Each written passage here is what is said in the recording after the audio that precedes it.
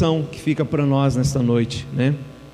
Quantas almas temos ganhado, quantas pessoas nós temos falado de Jesus para essas pessoas, né? Então o texto que eu quero ler com os irmãos hoje se encontra lá em Gênesis capítulo 30 e versículo 1, onde nós vamos ter por base esse texto de hoje e entrar nesta mensagem.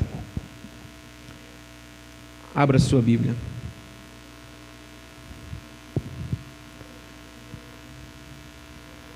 Vamos ler? Você pode pôr, André? Já?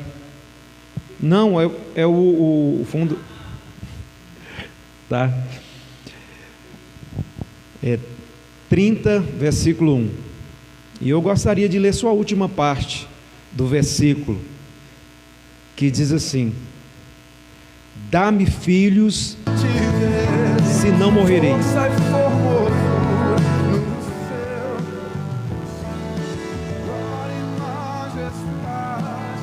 Dá-me filho, senão morrerei.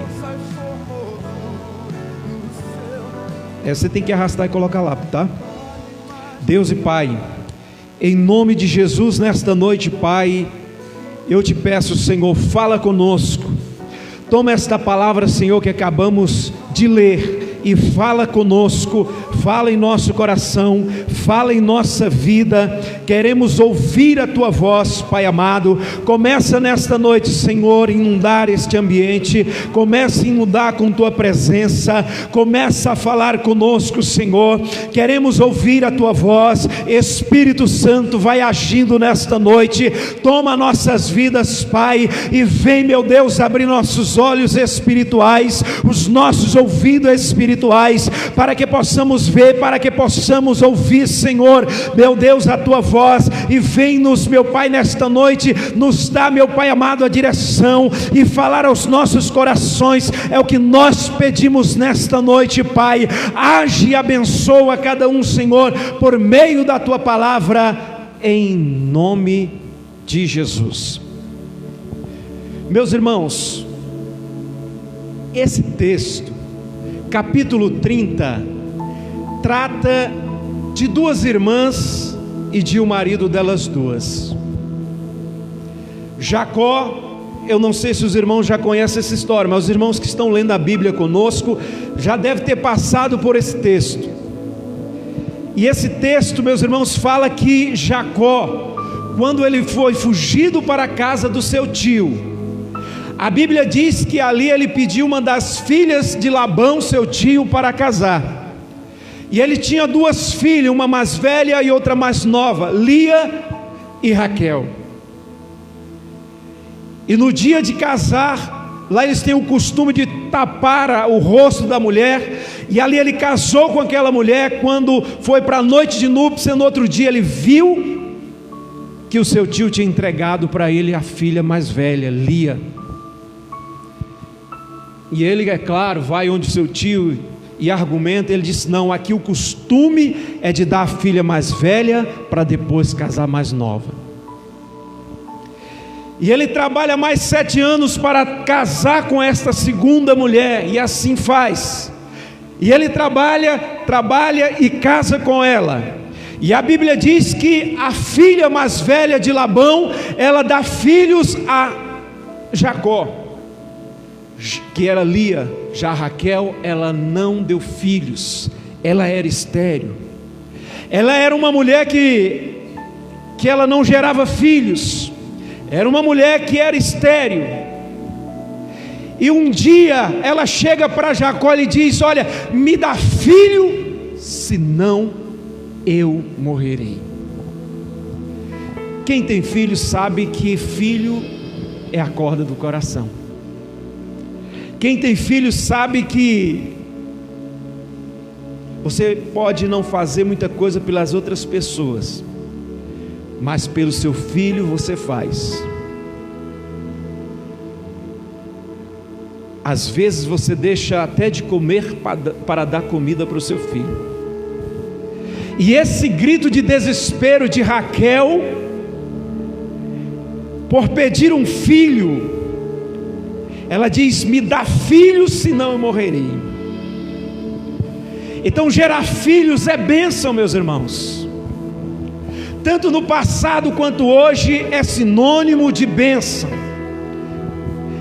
E naquele tempo não era diferente. Uma mulher ser estéril também era um sinal que esta mulher não era abençoada. E ela clama dizendo: eu quero filhos. É o que está faltando na igreja, é o que está faltando na vida dos líderes da igreja, é o que está faltando na vida dos cristãos da igreja. Também olhar para essa questão e dizer: eu quero filhos espirituais, Senhor, se também não eu morro. É porque muitas das vezes nós entendemos que se nós nos salvarmos a nós mesmos, já é o suficiente. Mas aquela mulher, ela queria ter filho, ela queria gerar. A maior alegria de um pastor é ver as pessoas sendo salvas. E eu creio que na vida dos irmãos também isso é maravilhoso. A gente olha para esse exemplo desta moça novinha e ganhando almas. Isso nos enche o coração de alegria. A Bíblia diz que no céu há festa quando um pecador se arrepende. A festa, os anjos festejam ali diante de Deus, porque alguém se salvou. Imagine 2, 10, 20, 30 pessoas se salvando. E muitas das vezes nós temos olhado para as coisas da nossa vida, olhado apenas para as nossas dificuldades, para os nossos prazeres, temos olhado apenas para aquilo que está nos fazendo bem ou mal, e temos esquecido que nós, como servos de Deus, temos uma missão nessa terra. Nós temos uma missão, e eu lembro lá do capítulo, me parece que 25 de Mateus, não me recordo muito bem aqui, onde Deus, ou seja, aquele Senhor deu 10 talentos para aquelas pessoas, e eles granjearam talentos, e o último disse: Senhor, está aqui o que era teu, porque eu tinha medo, porque eu sei que o Senhor é um homem mau, está aqui o que é teu. Ele disse: servo mau, porque você não emprestou aos banqueiros, que quando voltasse eu receberia o que era meu com juros.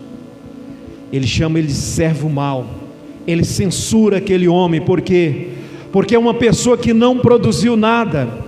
E nós, como servos de Deus, temos que produzir, temos que entender que nós temos que ganhar almas, pessoas, vidas. Ah, pastor, eu não sou pastor. Não, mas a Bíblia diz que todos nós somos chamados para dar fruto. A Bíblia diz no capítulo 28, versículo 19 de Mateus, diz que: ide e pregai o evangelho a todas as criaturas. Todos nós estamos convocados a pregar o evangelho.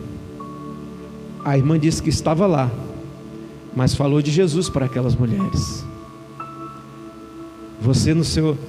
Hoje eu vi a Tanaína com o coração na mão, não sei se era de... Eu acho que é de gado, né? De boi, né?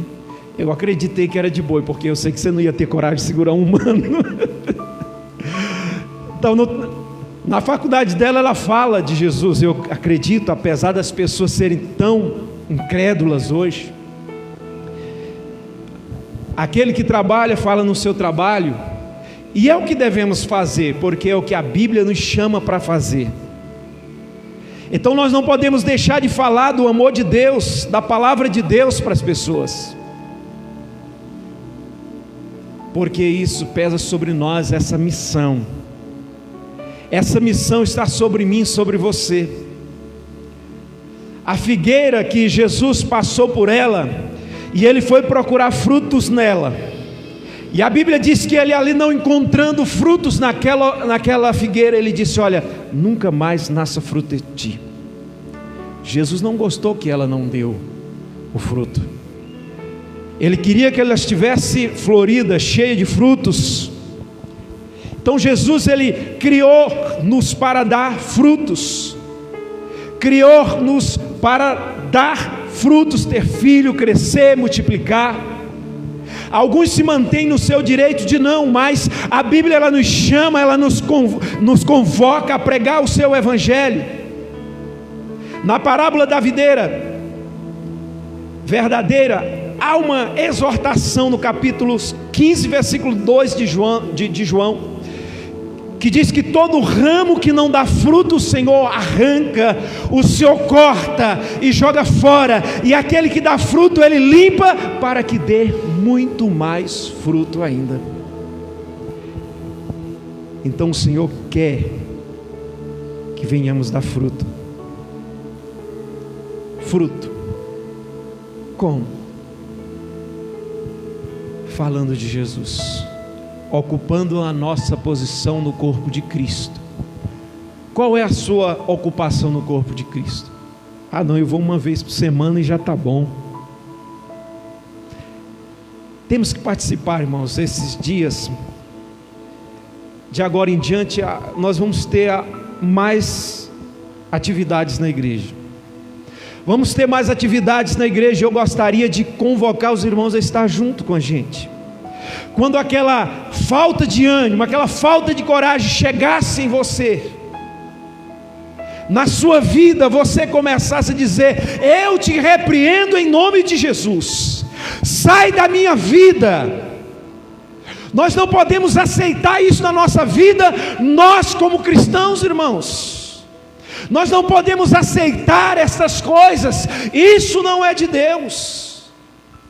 Nós temos mais é que pedir a Deus que venha trazer sobre as nossas vidas ânimo, alegria, disposição. É isso que o Senhor quer que nós façamos. Nós aumentamos, nós tiramos o domingo a escola bíblica e trouxemos para a sexta-noite ficar melhor. Nós vamos ter mais tempo de oração, e eu sei que alguns já oram, e devemos orar cada vez mais, mas é preciso dar fruto. Vamos pensar, qual foi a última vez que você ganhou alguém para Jesus? Qual foi a última vez que eu ganhei alguém para Jesus? Qual foi a última vez que eu orei por um doente, que eu evangelizei, que eu dei um panfleto para alguém? O ministério profético da igreja é proclamar a palavra de Deus, a única verdade que salva e liberta, cura, consola e endireita, nivela, ratifica, aplana as vidas.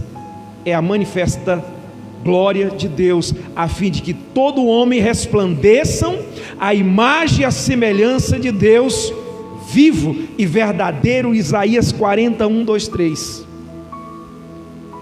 Então é um ministério nosso, da igreja, pregar o evangelho.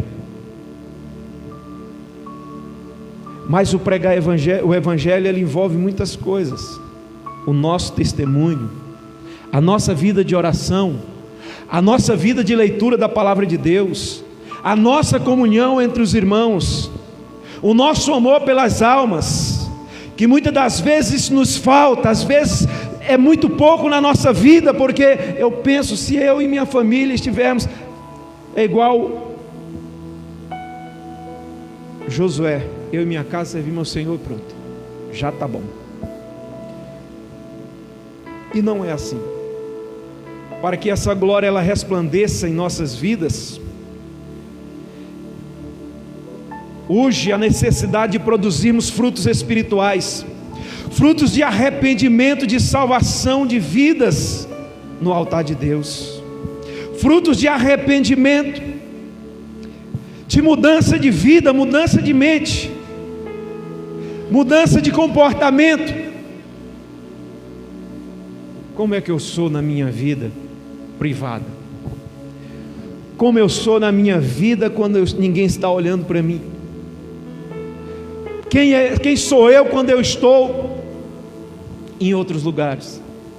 Então precisamos também ter frutos de arrependimentos e de salvação no altar de Deus.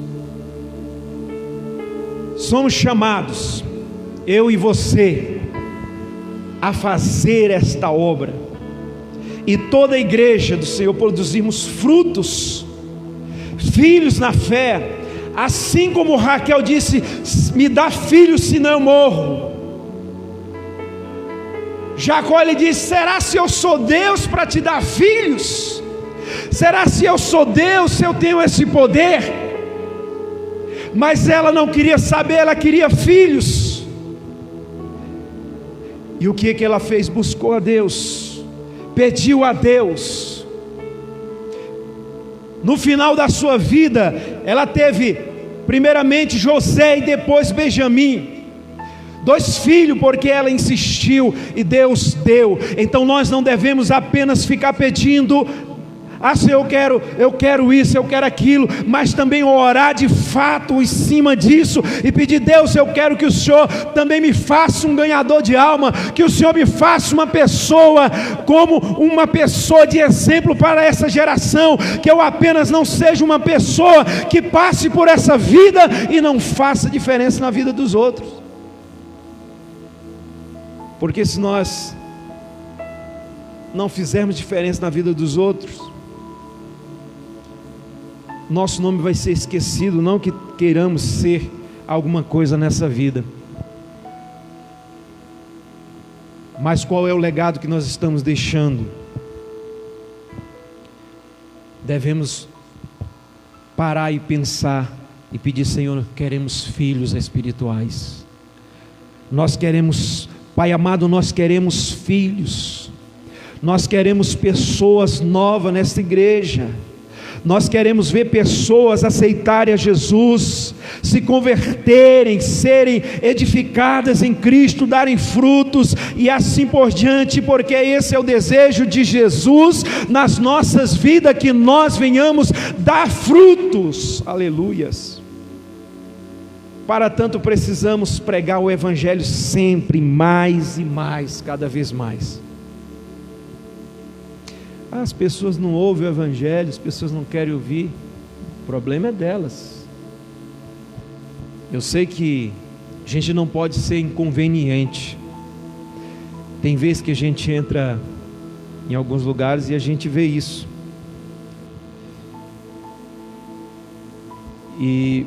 Mas pregar o Evangelho, a Bíblia diz, devemos insistir a tempo e fora de tempo. Insta, quer seja oportuno, quer não, corrige, repreende, exorta com toda longanimidade e doutrina, pois haverá tempo que não suportarão a sã doutrina, pelo contrário, cercar-se-ão de mestres, como que sentindo coceira nos ouvidos, e se recusarão a dar ouvido à verdade, entregando-se às fábulas.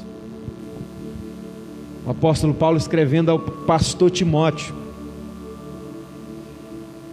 e ele diz isso, que ele devia sim pregar, insistir na pregação, não ficar apenas em 4 paredes, porque muitos hoje estão voltados seus ouvidos a fábulas, a filosofias humanas, que não querem ouvir a palavra de Deus. É claro que tem muitas pessoas assim, são incrédulas, mas o nosso dever é falar de Jesus, é viver a cultura do reino, é viver aquilo que Deus disse. O próprio Paulo diz que, porque ai de mim, se eu não pregar o Evangelho. 9,16 de 1 Coríntios. Quem era Paulo? Foi um dos maiores missionários que já houve na história.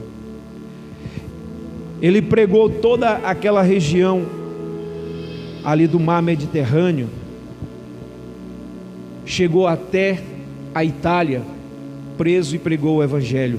Alguns acreditam que ele foi até na Espanha pregar o Evangelho. E ele dizia: porque ai de mim se não pregar o Evangelho. Abriu muitas igrejas, das quais elas não existem mais hoje, mas se buscar na história, nós vamos ver que ali houve muitas igrejas, como as famosas de Tessalônica, de Corintos, de Éfeso e muitas outras igrejas, que ele mesmo pregou, ensinou e colocou um pastor ali e dava orientação enquanto esteve vivo através de cartas. E ele dizia: porque sobre mim pesa esta obrigação de pregar o Evangelho, e sobre nós também pesa esta obrigação de pregar o Evangelho, porque nós aceitamos o Evangelho, e ele diz que todos aqueles que vêm a mim de maneira nenhuma eu lanço fora, mas também sobre nós pesa esta obrigação de pregar o Evangelho, de falar do Evangelho. O mundo espera a manifestação dos filhos de Deus, como está Romanos 8,19. A natureza geme, as vidas gemem, esperando que os filhos de Deus se manifestem e tragam esta mensagem. Quantas pessoas têm morrido sem ouvir o Evangelho? Quantas pessoas têm ido a passos largos e não têm ouvido o Evangelho? Quantas pessoas nesta pandemia de Covid-19 não morreram sem conhecer o Evangelho? E às vezes até perto de nós, e nós nunca pregamos para essas pessoas. A igreja, ela precisa despertar do sono. Despertar do sono. A Bíblia diz, Paulo escrevendo aos Efésios, ele diz assim: desperta tu que dormes, e Cristo te esclarecerá. Então é necessário que nós venhamos despertar do sono. Sono quer dizer que nós estamos desapercebidos, porque os dias rugem, os dias estão passando, e as coisas estão acontecendo, e chegará um dia em que Cristo virá buscar a sua igreja. Então o clamor do mundo é por salvação, e muitos estão perecendo e indo para o inferno. Palavra dura, inferno, né? Mas se eu disser lago de fogo, vai amenizar mais a palavra? Inferno, uma prisão temporária. Lago de fogo, eternidade. E a Bíblia diz que lá onde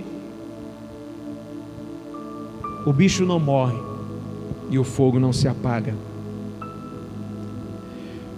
João Batista morreu, Pedro morreu, Paulo morreu, todos morreram.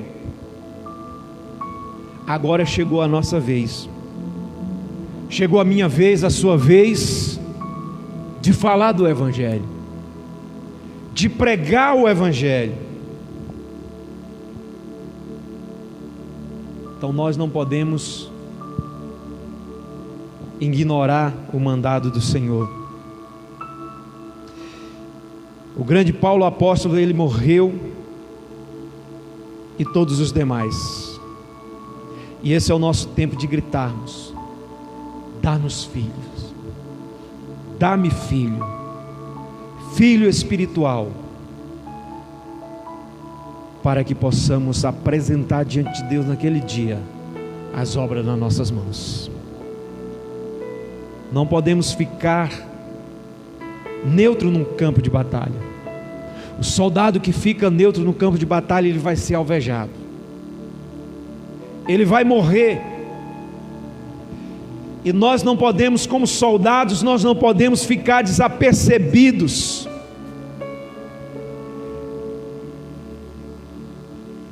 Não podemos ficar dormindo, mas despertar para podermos fazer a vontade de Deus.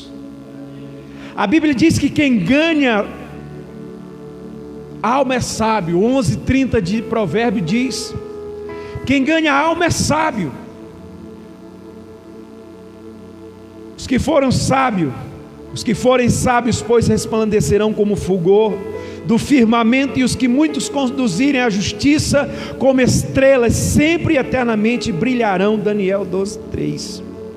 Sabei que aquele que converte o pecador de seu mau caminho errado, salvará da morte a alma dele e cobrirá uma multidão de pecados. Quem ganha uma alma vai cobrir uma multidão de pecados, vai salvar uma vida.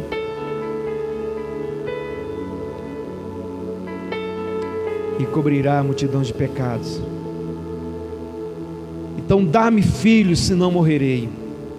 Esse é o grito de angústia, de desespero que está faltando na vida de muitas pessoas, de nós, pastores, irmãos, igreja, clamar, gritar: dá-me filhos, senão morrerei. A nossa sobrevivência está em produzir frutos para Deus. O mundo conhecerá a salvação de Deus se a igreja pregar a palavra de vida eterna, porque a seara está madura, pronta para a colheita. Os discípulos olharam para a roça e disseram assim: Senhor, falta 3 meses ainda, falta muito tempo para a colheita. Ele disse: olha, digo para vocês que o tempo já chegou, os campos já estão brancos para a seara, os campos estão brancos para a colheita. Então o que ele quer dizer com isso? Para nós também, que o tempo está na hora de colher vidas, almas para Jesus. Não podemos ficar desapercebidos, não podemos mais ficar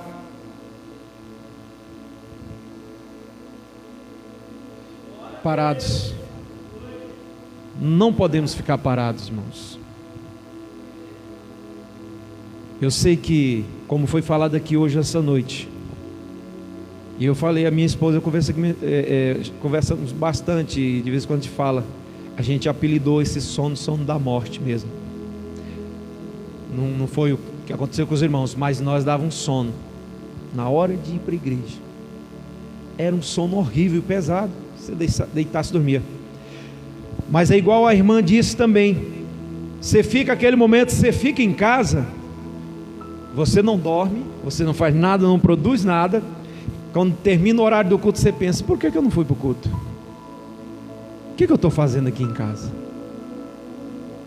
Porque, irmão, há uma força no mundo espiritual tentando nos boicotar, tentando nos amarrar. Isso é qualquer coisa que nós vamos fazer para Deus. Você pode observar, quando nós levantamos uma campanha, Satanás levanta outra, e ele vai querer ser vencedor nela. Mas nesta noite, vamos entender, assim como a Andressa fez, era apenas uma menina, uma garotinha, salvou muitas almas para Jesus, e deixou discípulas que fez o mesmo trabalho que ela estava fazendo. Que nós possamos entender que nós precisamos nos envolver mais nas questões da igreja. Ah, pastor, eu sou casado, eu tenho casa, eu tenho marido, eu tenho esposa. Eu sei, mas se você se esforçar um pouquinho mais, se você der prioridade às coisas de Deus, como diz capítulo 6, 33 de Mateus, você vai encontrar um momento para fazer algo para Deus. E ultimamente, irmãos, a gente tem visto um esfriamento na igreja. Um esfriamento não só na nossa igreja, mas no geral. Mas nós não podemos nos conformar com isso, com esse esfriamento. Porque o diabo ele tem trabalhado de todas as maneiras. No entretenimento, na saúde, na família, na educação, em vida financeira e muito mais. Se você for ver, ele tem trabalhado para derrubar a igreja, desmoralizar a igreja. E nós, o que devemos fazer? Continuar na oração e continuar firmes com Jesus, porque a hora, como aquela mulher lá no poço de Jacó, ela disse: mulher, me dá de beber. Ela disse: o senhor sabe que os judeus não se dão bem com os samaritanos. E vai conversando, e uma hora ela pergunta: Senhor, é certo adorar onde? É nos montes? Ou é no templo?